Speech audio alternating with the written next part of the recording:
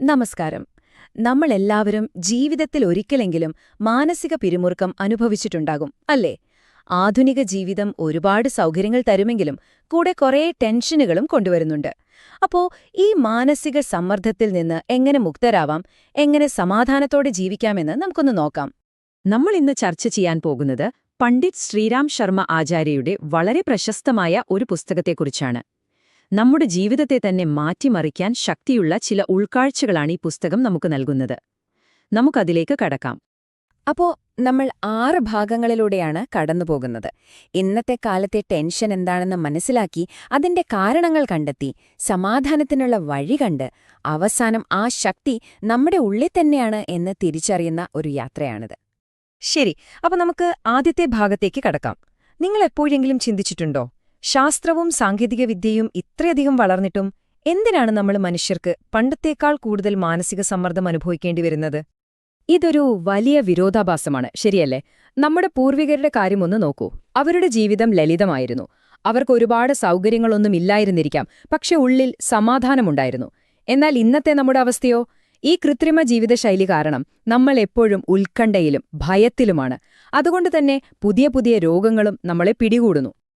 അതെ, ഇതാണ് നമ്മൾ സ്വയം ചോദിക്കേണ്ട ഏറ്റവും പ്രധാനപ്പെട്ട ചോദ്യം. ഈ ചോദ്യത്തിനുള്ള ഉത്തരം കണ്ടെത്തണമെങ്കിൽ നമ്മുടെ ഈ അസ്വസ്ഥതയുടെ യഥാർത്ഥ കാരണങ്ങൾ എന്തൊക്കെയാണെന്ന് നമ്മൾ ആഴത്തിൽ പരിശോധിക്കേണ്ടതുണ്ട്. നമ്മുടെ മാനസിക പിരിമുറുക്കത്തിന് പിന്നിൽ പുറമേ നിന്നുള്ള കാരണങ്ങളും നമ്മുടെ ഉള്ളിൽ നിന്ന് തന്നെയുള്ള കാരണങ്ങളുമുണ്ട്. നമുക്ക് ഓരോന്നായിട്ട് നോക്കാം എന്തൊക്കെയാണെന്ന്. പലപ്പോഴും നമ്മുടെ സമാധാനത്തിന്റെ കേന്ദ്രമാകേണ്ട വീട് തന്നെയാണ് ടെൻഷന്റെയും ഉറവിടം. കുടുംബത്തിൽ പരസ്പരം മനസ്സിലാക്കാൻ കഴിയാതെ വരുമ്പോൾ, പങ്കാളികൾ തമ്മിൽ എപ്പോഴും വഴക്കിടുമ്പോൾ, അതിന്റെ എല്ലാം ദോഷഫലം അനുഭവിക്കുന്നത് കുട്ടികളടക്കം എല്ലാവരുമാണ്. കൂടെ എവിടെയെങ്കിലും തോറ്റുപോകുമോ എന്ന പേടിയും ഒരു തീരുമാനമെടുക്കാൻ കഴിയാത്ത അവസ്ഥയുമെല്ലാം നമ്മളെ വല്ലാതെ അലട്ടുന്നു.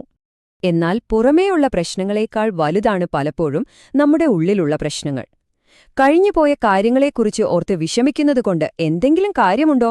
അതുപോലെ നടക്കാത്ത കാര്യങ്ങളെ ഓർത്ത് പേടിക്കുന്നത്, അനാവശ്യമായി ഓരോന്ന് ചിന്തിച്ചുകൂട്ടി നമ്മൾ തന്നെ നമ്മുടെ ജീവിതം നശിപ്പിക്കുകയാണ്.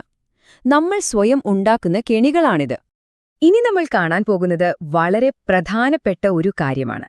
നമ്മുടെ മനസ്സിന്റെ അവസ്ഥ ശരീരത്തെ എങ്ങനെയാണ് ബാധിക്കുന്നത് എന്ന്. ഇത് വെറും ഒരു തോന്നലല്ല. മനസ്സിനെന്ത് സംഭവിക്കുന്നോ അത് നമ്മുടെ ശരീരത്തിലും പ്രതിഫലിക്കും. ഇതൊരു ചെയിൻ റിയാക്ഷൻ പോലെയാണ് നടക്കുന്നത്.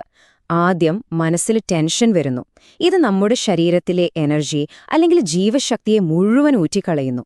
പതിയെ ശരീരം ദുർബലമാകുന്നു. അവസാനം അത് വലിയ വലിയ രോഗങ്ങളായി പുറത്തുവരുന്നു. ഇതൊന്നു നോക്കൂ. നമ്മുടെ ശാരീരിക അസുഖങ്ങളിൽ പകുതിയിൽ കൂടുതലും തുടങ്ങുന്നതെവിടുന്നാണ്? മനസ്സിൽ നിന്ന്. ശരിക്കും ഞെട്ടിക്കുന്നൊരു കണക്കാണല്ലേ? ഇതിൽ നിന്ന് തന്നെ നമുക്ക് മനസ്സിലാക്കാം മനസ്സിന്റെ ആരോഗ്യം എത്രത്തോളം പ്രധാനപ്പെട്ടതാണെന്ന്. ഈ മാനസിക പിരിമുറുക്കം കാരണമുണ്ടാകുന്ന രോഗങ്ങൾ നിസ്സാരവുമല്ല. സാധാരണ തലവേദനയിൽ തുടങ്ങി ഹാർട്ട് അറ്റാക്ക്, BP, അൾസർ, ഉറക്കമില്ലായ്മ, ഡിപ്രഷൻ, അങ്ങനെ പോയി അവസാനം പക്ഷാഘാതത്തിൽ വരെ കാര്യങ്ങളെത്താം.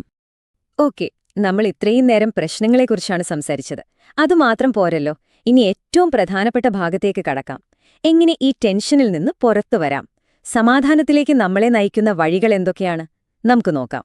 ഇതിൽ ആദ്യത്തേതും ഏറ്റവും പ്രധാനപ്പെട്ടതുമായ ഒന്നാണ് ധ്യാനം അഥവാ മെഡിറ്റേഷൻ. നമ്മുടെ ചിന്തകളെ നിയന്ത്രിക്കാനും ചിതറിപ്പോകുന്ന മനസ്സിനെ ഒരിടത്ത് കൊണ്ടുവരാനും ധ്യാനം ഒരുപാട് സഹായിക്കും. ധ്യാനം മനസ്സിനാണെങ്കിൽ ശരീരത്തിനു വേണ്ടിയുള്ളതാണ് ശവാസനം. നമ്മൾ അറിയാതെ തന്നെ നമ്മുടെ ശരീരത്തിലെ പേശികളിലൊക്കെ ഒരുപാട് ടെൻഷൻ പിടിച്ചുവെച്ചിട്ടുണ്ടാകും. അതിനെല്ലാം റിലാക്സ് ചെയ്യിക്കാൻ ശവാസനം സഹായിക്കും. ഇനി പറയാൻ പോകുന്നത് ഒരുപക്ഷെ ഏറ്റവും ലളിതമായ പക്ഷെ ഏറ്റവും ശക്തിയേറിയ ഒരു മരുന്നിനെക്കുറിച്ചാണ്. അത് സന്തോഷമാണ്. എന്ത് പ്രതിസന്ധി വന്നാലും സന്തോഷത്തോടെ ഇരിക്കാൻ നമ്മൾ ശ്രമിച്ചാൽ അത് തന്നെ മതി പകുതി അസുഖങ്ങളും മാറാൻ. എന്നാലും ചിലപ്പോൾ പ്രശ്നങ്ങൾ നമ്മുടെ നിയന്ത്രണത്തിനും അപ്പുറം പോകുമല്ലേ? അങ്ങനെയുള്ള സമയത്ത് എന്തു ചെയ്യണം? ഒന്നാമത്തെ കാര്യം, എല്ലാത്തിനെയും പറ്റി ഒന്നിച്ചാലോചിക്കരുത്. ഏതെങ്കിലും ഒരെണ്ണം മാത്രം എടുക്കുക. പിന്നെ മനസ്സ് തുറന്ന് സംസാരിക്കാൻ വിശ്വസ്തനായ ഒരാളെ കണ്ടെത്തുക. അത് വലിയൊരു ആശ്വാസമായിരിക്കും. ഈ പറഞ്ഞതൊക്കെ ടെൻഷൻ വരുമ്പോൾ ചെയ്യാനുള്ള കാര്യങ്ങളാണ്. പക്ഷേ ടെൻഷൻ വരാതെ തന്നെ നോക്കാനൊരു വഴിയുണ്ട്. അതാണ് സദ്ഗുണങ്ങൾ നിറഞ്ഞൊരു ജീവിതം നയിക്കുക എന്നത്. അതൊരു കവചം പോലെ എപ്പോഴും നമ്മളെ സംരക്ഷിക്കും. നമ്മുടെ ഉള്ളിൽ തന്നെ 2 തരം ശക്തികളുണ്ട്. ഒന്ന്, നമ്മളെ നശിപ്പിക്കുന്ന ശത്രുക്കൾ, കോപം, അത്യാഗ്രഹം, അസൂയ, വെറുപ്പ് പോലുള്ളവ. മറുവശത്ത് നമ്മളെ വളർത്തുന്ന മിത്രങ്ങൾ, പ്രത്യാശ, സ്നേഹം, ആത്മവിശ്വാസം, സഹകരണമൊക്കെ. ഏത് വഴി തിരഞ്ഞെടുക്കണം എന്നത് പൂർണ്ണമായും നമ്മുടെ കയ്യിലാണ്. യൗവനമെന്ന് പറയുന്നത് പ്രായത്തിലല്ല, അത് മനസ്സിലാണ്. എത്ര വയസ്സായാലും മനസ്സിൽ പ്രതീക്ഷയും സന്തോഷവും ഉണ്ടെങ്കിൽ നമ്മൾ എപ്പോഴും ചെറുപ്പമായിരിക്കും. നമ്മളെ യഥാർത്ഥത്തിൽ വയസ്സന്മാരാക്കുന്നത് നമ്മുടെ ടെൻഷനും ഉത്കണ്ഠയുമാണ്. അപ്പോ നമ്മൾ ഈ ചർച്ചയുടെ ഏറ്റവും പ്രധാനപ്പെട്ട ഒരു പോയിന്റിലേക്ക് വന്നിരിക്കുകയാണ്. നമ്മുടെ ജീവിതത്തെ മാറ്റിമറിക്കാനുള്ള എല്ലാ ശക്തിയും എവിടെയാണിരിക്കുന്നത്? അത് മറ്റെവിടെയുമല്ല, നമ്മുടെ ഉള്ളിൽ തന്നെയാണ്. ഞാനൊരു ചോദ്യം ചോദിക്കാം. നിങ്ങളുടെ ജീവിതത്തിലെ സന്തോഷത്തിനും ദുഃഖത്തിനും ഉയർച്ചകൾക്കും താഴ്ചകൾക്കും യഥാർത്ഥത്തിൽ ആരാണ് ഉത്തരവാദി? ഉത്തരം വളരെ ലളിതമാണ്: നിങ്ങളുടെ മനസ്സ്, നിങ്ങൾ മാത്രം. കാരണം നമ്മുടെ ചിന്തകൾ എന്താണോ അതായിരിക്കും നമ്മുടെ പ്രവൃത്തി. അതിന്റെ ഫലമാണ് നമ്മൾ അനുഭവിക്കുന്നതും. അതുകൊണ്ട് നമ്മളെ രക്ഷിക്കാനും ശിക്ഷിക്കാനും നമ്മുടെ മനസ്സിന് മാത്രമേ കഴിയൂ. അപ്പോ ഈ ശക്തിയെ എങ്ങനെ പുറത്തുകൊണ്ടുവരാം?